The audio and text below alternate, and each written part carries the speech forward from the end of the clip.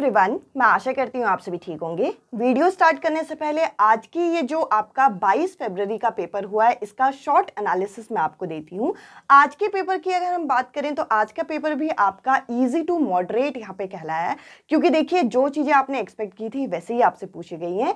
जो आपका चेंज यहाँ पे देखा गया या फिर आप कह लीजिए जो आपने नया यहाँ पे एक्सपेक्ट किया था वो यहाँ पे फिर से आपका हिंदी में पूछा गया है, जो कि आपकी हिंदी की जो आपकी एनसीईआरटी की किताब है वो आपका यहाँ पे क्लास 5th की जो रिमझिम की बुक है इसके अंदर से यहाँ पे फिर से यहाँ समरी है पूछी गई है। तो देखिए ये जो समरी है हम लोगों ने एक्सपेक्ट नहीं की थी कल तक।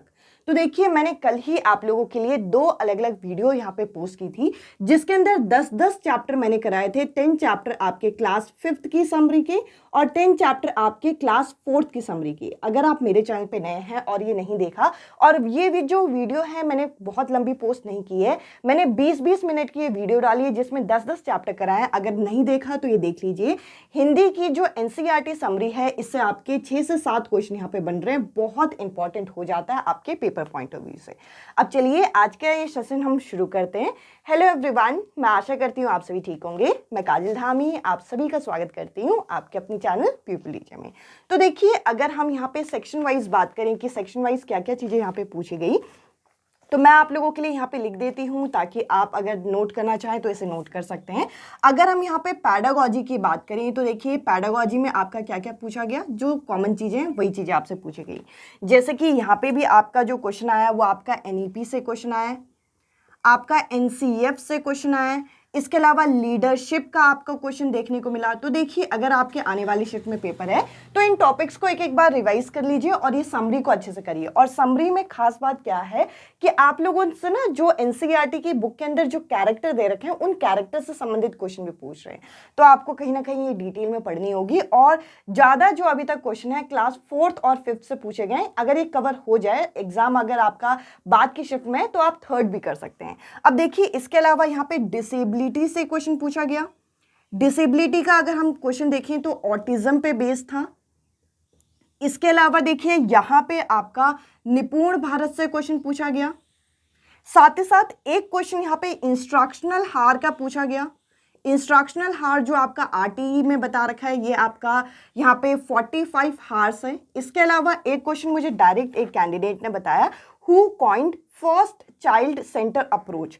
जो फर्स्ट चाइल्ड सेंटर अप्रोच है ये किनके द्वारा यहाँ पे कॉइन किया गया। तो ये क्वेश्चंस कुछ मुझे यहाँ पे मिले हैं या फिर आप कह लीजिए कुछ टॉपिक मिले हैं। इसके अलावा अडोलेसेंस से आपका क्वेश्चन आया। अडोलेसेंस कल के सेट में भी था, आज के सेट में भी है। इसके अलावा अगर हम देखें तो एनसीएफ 2005 से भी आपका यहाँ पे क्वेश्चन देखने को मिला।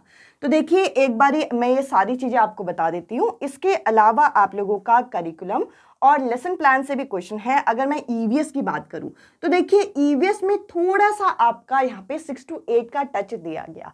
तो देखिए अगर आप चाहते हैं कि आप अच्छा स्कोर करें और आपको कहाँ तक पढ़ना चाहिए तो 3rd क्लास से लेकर 8th क्लास तक की जो एनसीईआरटी है वो पढ़ लीजिए।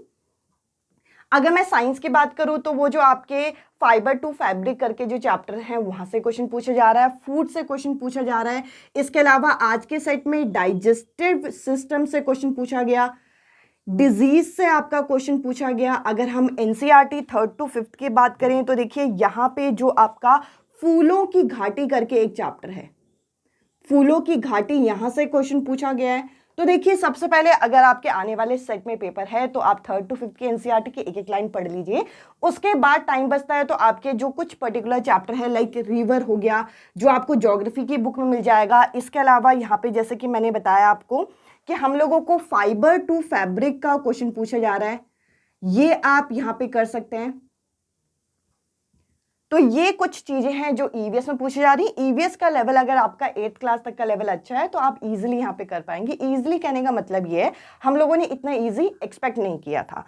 इसके अलावा अगर मैं मैथ्स की यहाँ पे बात करूँ आप लोगों से तो देखिए मैथ्स जो है कहीं ना कहीं अगर आपने अभी भी तैयारी नहीं की ना तो लास्ट ईयर के जो सीबीटी मोड के पेपर थे ना आप वो कर लीजिए पेपर 2 के, और कुछ आप पेपर कर लीजिए पेपर 1 के, आपके ना काम बन जाएगा। यानी कि कहने का मतलब क्या है, वही टॉपिक आपके पूछ रहे हैं। मेंसुरेशन में आपका यहाँ पे रेक्टेंगल से रिलेटेड क्वेश्चन पूछा गया, मेजरमेंट से रिलेटेड क्वेश्चन पूछा जा रहा है। इसके साथ साथ यहाँ पे एडिशन का क्वेश्चन है। फ्रैक्शन का आपका क्वेश्चन पूछा जा रहा है, जो कि हमने इतना इजी एक्सपेक्ट नहीं किया था। साथ ही साथ यहाँ पे आपको वॉल्यूम का एंगल से रिलेटेड क्वेश्चन, जो कि सही में ही आपका सही मायने में ही क्लास 3rd to 5th की एनसीईआरटी पे बेस्ड है। इसके अलावा अगर मैं हिंदी की बात करूं तो देखिए हिंदी में सबसे पहले तो समरी पूछ ली गई। इसके अलावा समास के साथ साथ आपकी संधि, इसके अलावा यहाँ पे कारक, इसके अलावा यहाँ पे विशेषण, जिसमें आपका संख्यावाचक विशेषण यहाँ पे पूछा गया। मुहावरे, जो कि कहीं ना कहीं हम कह सकते हैं कि ये तो आपका पूछना ही था। और जो समरी यहाँ पे पूछी गई वो आपकी क्लास 5th की चैप्टर है एक स्वतंत्रता की ओर, उससे आपका क्वेश्चन पूछा गया समरी का।